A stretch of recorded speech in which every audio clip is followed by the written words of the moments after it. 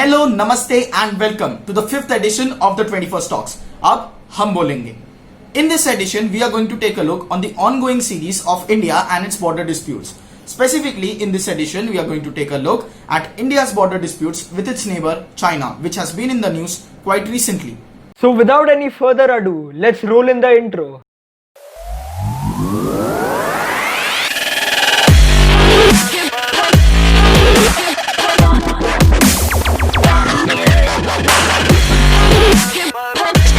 सबसे अधिक आबादी वाले देशों, सबसे मजबूत अर्थव्यवस्था और सबसे लंबी प्रतिस्पर्धा वाले सीमा का इतिहास है। 1914 के शिमला समझौते में ब्रिटिश सरकार, तिब्बत और रिपब्लिक ऑफ चाइना ने देशों की सीमा निर्धारित की, अर्थात देशों का सीमांकन किया। However, consensus could not be reached, and still both the countries had open interpretations about where the borderline actually lied, and this was a very ambiguous interpretation. Not until Sir Henry McMahon stepped in under the Northeast Frontier Agency and he drew a line which was later recognized as the McMahon Line. India gained its independence on 15th August 1947 and the Communist Party of China, led by Mao Zedong, came to power in China after 1949 after winning the Chinese Civil War against the Kuomintang, which are popularly known as the Chinese Nationalists or Republicans.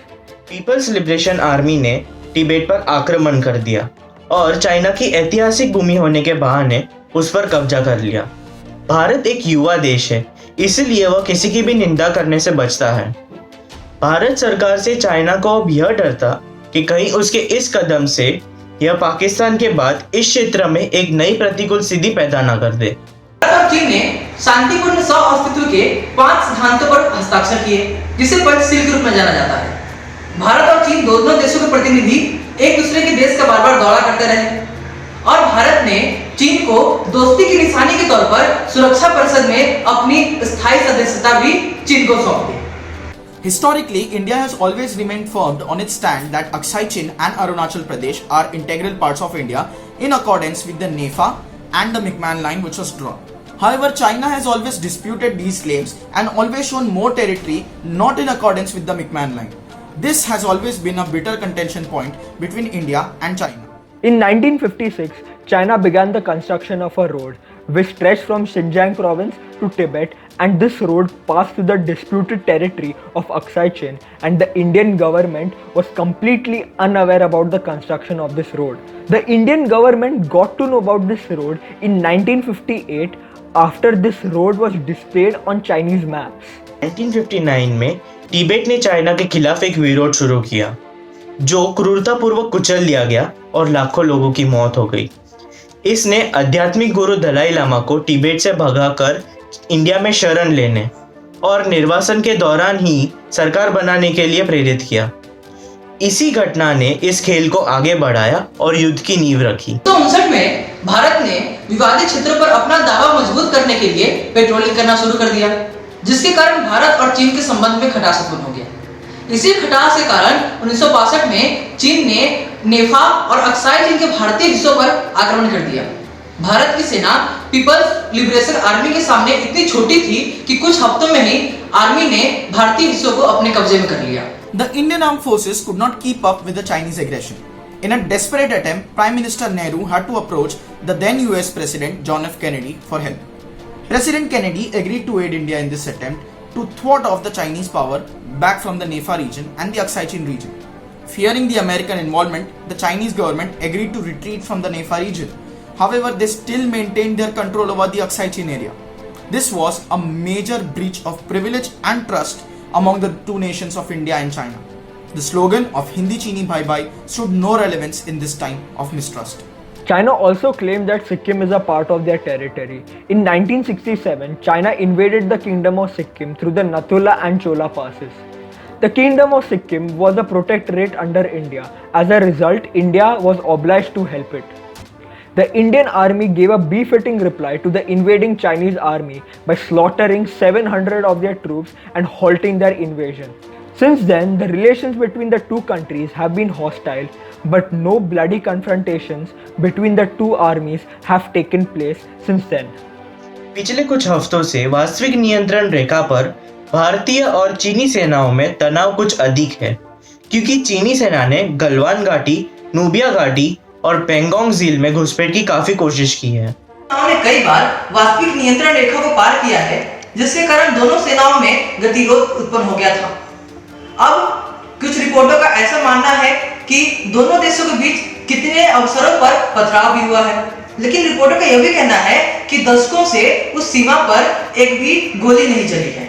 As per the recent news reports, the latest skirmish between the Indian and Chinese forces have taken place in one of the most important regions of Ladakh, that is the Pangong Lake region. Now this lake is surrounded by ridges on each side. These ridges are called as fingers. Now India's territorial claims lies up to the 8th finger of the Pangong Lake, whereas China's claim lies to the 4th finger.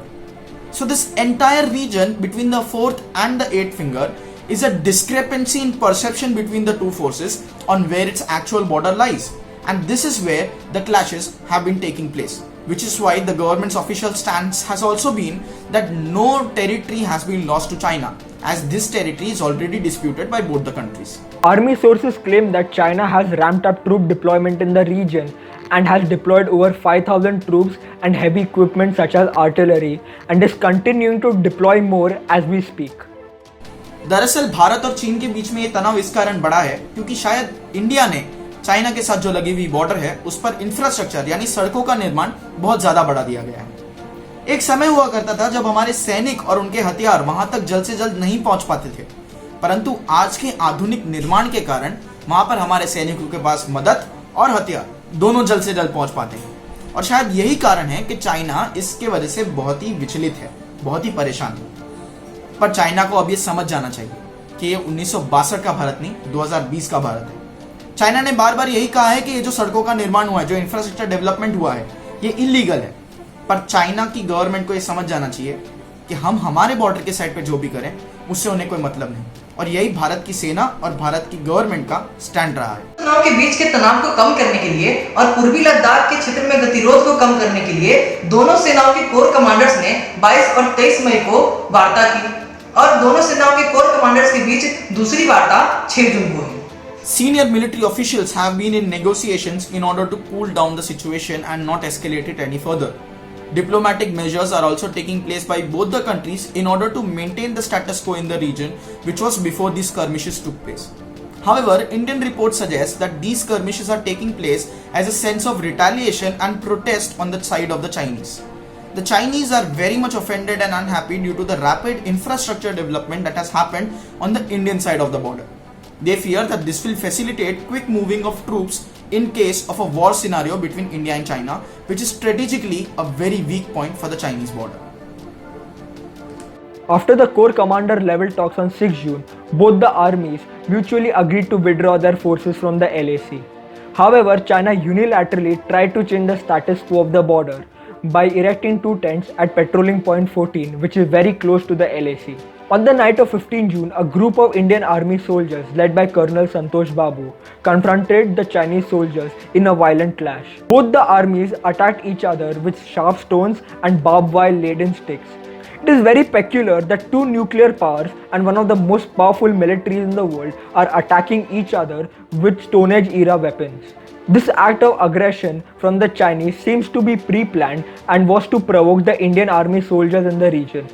This particular confrontation between the two armies led to the death of 20 Indian soldiers, including Colonel Santosh Babu. भारतीय सूत्रों का यह कहना है कि भारतीय सेना ने चाइना के 43 सैनिकों को मार गिराया। वही अमेरिकी खुफिया एजेंसी यह आंकड़ा 35 बताती है।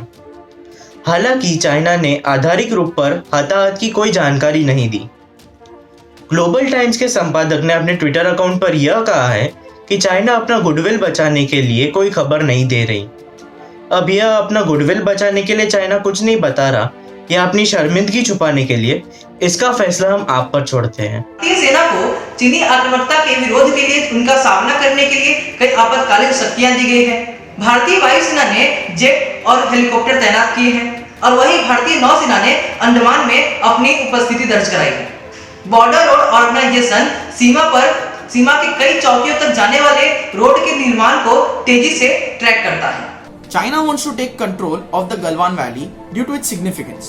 The Galwan Valley looks over the Dolak Bed Oldie Road, which is recently been developed by Indian Army. This road leads to a very strategically placed airstrip, which is a makeshift airstrip for the Indian Air Force. In times of crisis, Indian Air Force can land its strategic assets in the region very fast. And this is a site which Chinese counterparts do not like very much. This particular incident could lead to a turning point in India's policy towards China. We may witness India being more hostile towards China, as India may start criticizing China in the Hong Kong issue, the Xinjiang issue, as well as the South China Sea issue.